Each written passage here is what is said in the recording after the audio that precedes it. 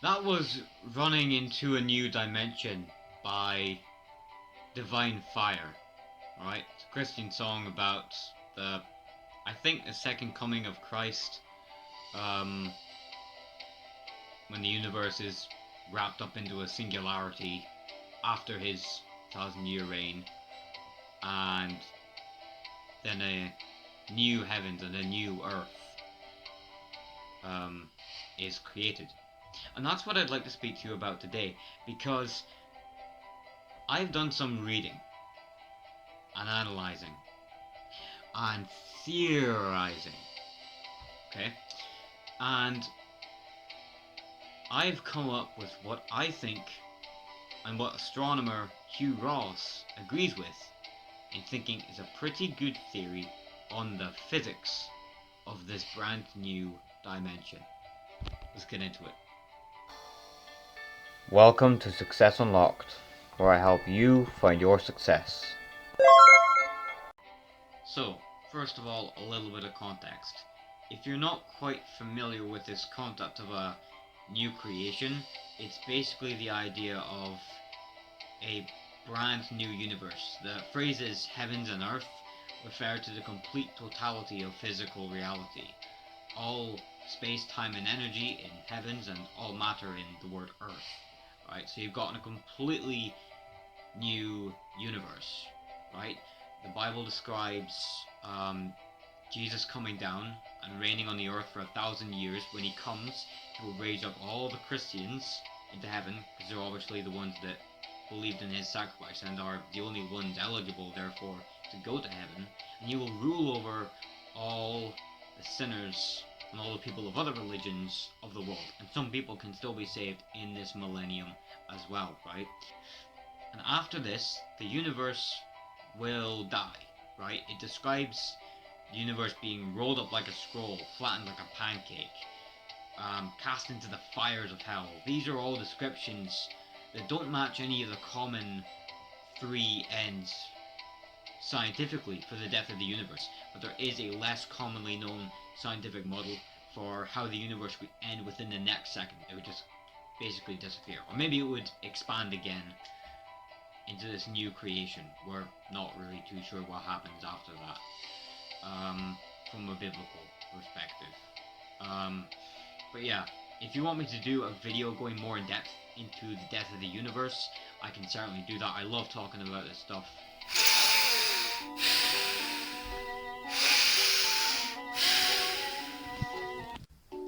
Yeah, alright. The Bible paints a very clear yet scattered picture of what this new heavens and new earth will look like. And if you do some careful reading, you can figure out just how it will look. Now, one thing I will say, and I hope he's watching this, is that astronomer Hugh Ross, president and founder of Reasons to Believe, who I think I've mentioned in a few videos before, was the inspiration for this video. He wrote a book, I think it was called, well, whatever's up here will be the answer to that question.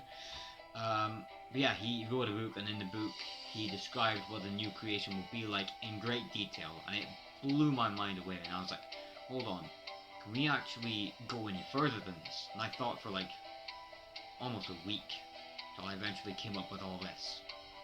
Well, I kind of procrastinated for a bit, but, so I came up with this theory, and I sent it to him on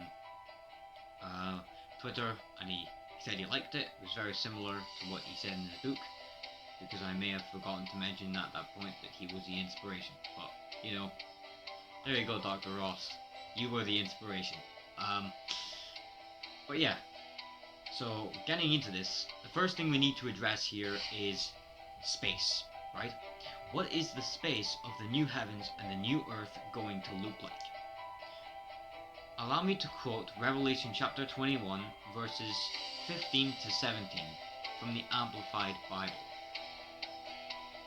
The city is laid out as a square, its length being the same as its width. And he measured the city with his rod, referring to an angel. 12,000 stadia, about 1,400 miles, its length, and width and height are equal. Its length, width, and height are equal. He measured its wall also, 144 cubits, about 200 feet. In this passage, John explains how the angel measures the length, width, and height of the walls of the New Jerusalem. Now, something to note here is that because of the way gravity works within this universe, anything over 300 miles, I think,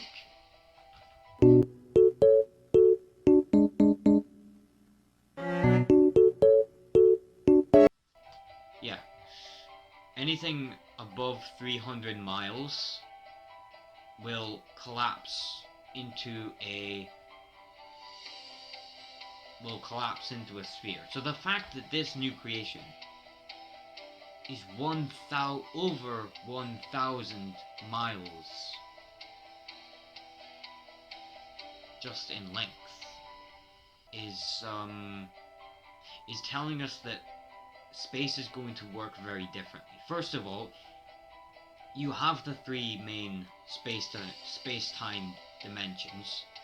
Space dimensions, I should say, because we're not getting into time just yet. So you have length, width, and height, right? That's our three right here. But clearly gravity is going to work differently, okay? And clearly maths is going to work differently as well. Despite this, however, it doesn't mean that space is going to be the same in this new creation. Allow me to quote John 17, verse 21 from the Amplified Bible here. That they shall all may be one, just as you, the Father, are in me, you, the Father, are in me, and I in you, that they also may be one in us, so that the world may believe without any doubt that you sent me. John is establishing here that in the new heavens and the new earth, we will be able to be completely and totally intimate with one another, no matter how far apart we are. Space is going to work differently. Right now, if I wanted to give my mom a hug, right, if she was in the house right now, I would have to get up out of my seat, walk out my room, and go to wherever she is and give her a hug. If this was a new creation, I wouldn't have to do that at all. I could be standing at the other end of the New Jerusalem and be completely intimate with anyone and everyone simultaneously. So, how is this possible? How can two people be so far apart, yet completely intimate? It doesn't make any sense. I mean, one possibility is that we got the interpretation wrong. I got the interpretation wrong, right? One answer to this question is extra space dimensions, right? So think of the new creation, right, as a flat piece of paper. So length, width, but no height, right? So pretend there's no height, there's just length and width, okay? And put two people, let's say Jack and Will, right? I will link to Will, my best friend, his channel in the description below, right? So Jack and Will are in the new creation, okay? And on the piece of paper, we are far apart. But if you put us in as like a 3D object, if you put a 3D object into this 2D plane, we become one in the third dimension. In the 2 dimension, we may be separate, but in the third, we are one in the same. And this is how I believe we will be able to be completely intimate with anyone, no matter how far apart we are. Here's a two-dimensional plane. And then, here's an object with 3 dimensions that's going to pass through the 2D plane. Okay, right. From this perspective, the 3D object's above and below the plane. So now it makes sense, but imagine you were a 2D person stuck on the 2D plane. What would you see? I don't know. What would I see? Well, it would look like this. Oh, yeah, okay. From this perspective, it looks impossible. It's one object, and then 2 objects, and then 3. But in reality, they're all one, just not in a way you're capable of understanding. Another thing, or one thing that Hugh Ross mentions in his book, is that the laws of physics have been designed to limit us. Not completely, obviously, but they have been designed to limit us. But in the new creation, things will not be so the same. So, if the new creation is not going to limit us, like Dr. Ross believes, then how's it going to work? Well, space, as far as we know, limits us to the surface, right? If I wanted to go to Australia, I'd have to get up and travel around the world.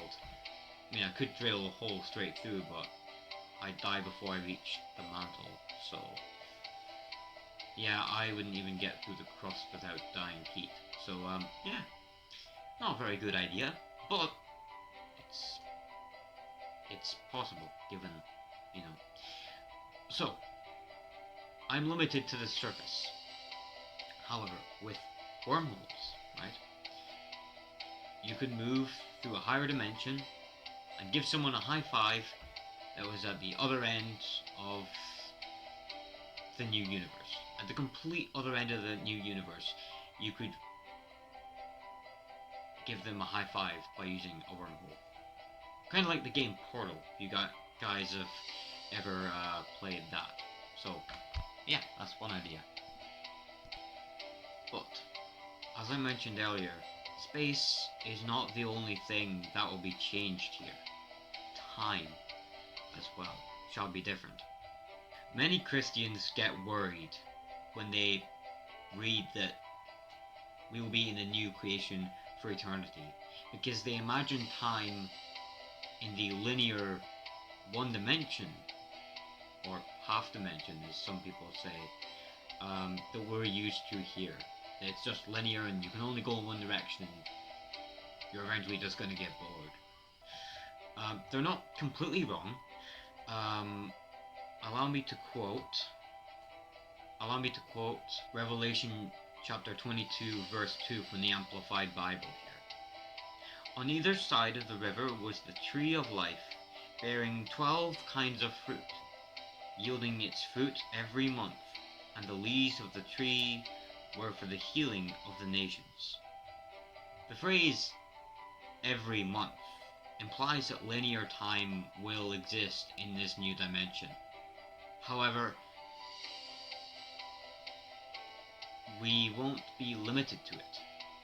If you think of time as like a piece of paper, right, 2 dimensions, length and width, you can have a line going infinitely in one direction and a line going infinitely in another direction, and an infinite amount of directions across infinite time, right? So you can have infinite time in infinite directions. So you can go anywhere within this dimension of time, which is how I think time may operate. Or maybe it will be like a ball, right? That's one thing that I think I might make a video on if you guys are interested, is how 3-dimensional time allows God's sovereign will and our free will to both coexist. That's something I love speaking about, actually. That is not my theory though that I'll be displaying. It will be Dr. Ross's theory, because I love it. Good job, Dr. Ross, on that one. But yeah. But space, time, matter and gravity are not the only things that shall be different about this new creation. As far as I can read, there is one other thing that shall be different, or one other thing mainly, that shall be different about this new creation. and it is the absence of the second law of thermodynamics, if you can believe that. Romans 8, verse 21 states, "Creation itself will be liberated from its bondage to decay."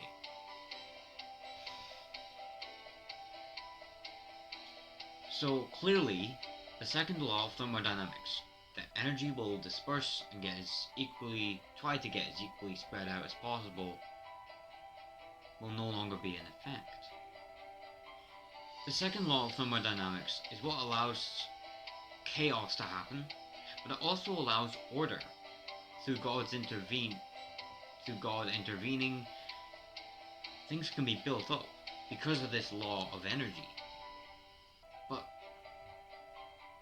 if it doesn't exist in the new creation, how will energy work? Well, got an idea. It states somewhere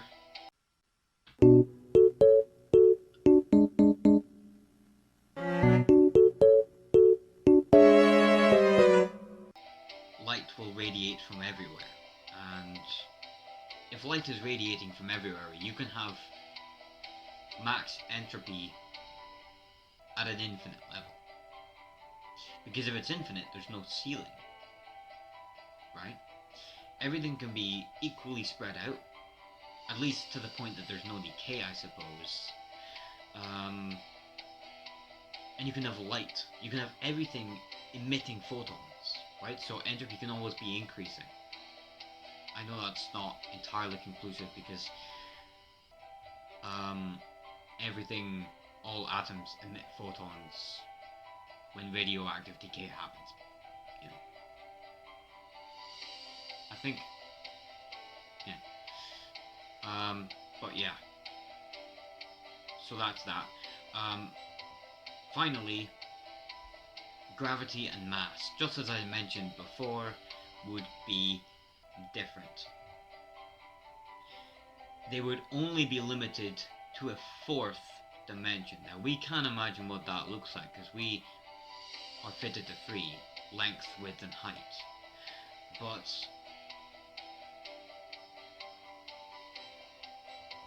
But in this higher plane of existence, gravity can work independently of the three space dimensions we are used to. So yeah, you can have gravity and mass acting in extra dimensions that could allow us to do things like fly within the three dimensions. Maybe. Dr. Ross, if you have any points to make on that, then please do, because I'm really not sure how possible any of this is, but then again, through God, all things are possible. So yeah, that's my theory on the new creation.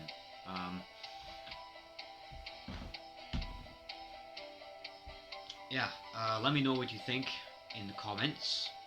If you guys know anything about this kind of stuff or have any theories of your own, please let me know. I'll be glad to read them, and I'm sure Dr. Hugh Ross, who I hope is watching this, assuming I actually send the video to him, I'm sure he will be glad to see your theories as well. Good to get a qualified scientist's opinion. But yeah, that's just about it. So yeah, let me know. Hopefully you guys enjoyed that video. If you did, drop me a like and drop me a comment. Tell me what you enjoyed about it. Hit the subscribe button if you haven't already. Thanks for watching as always, and God bless you all. Goodbye.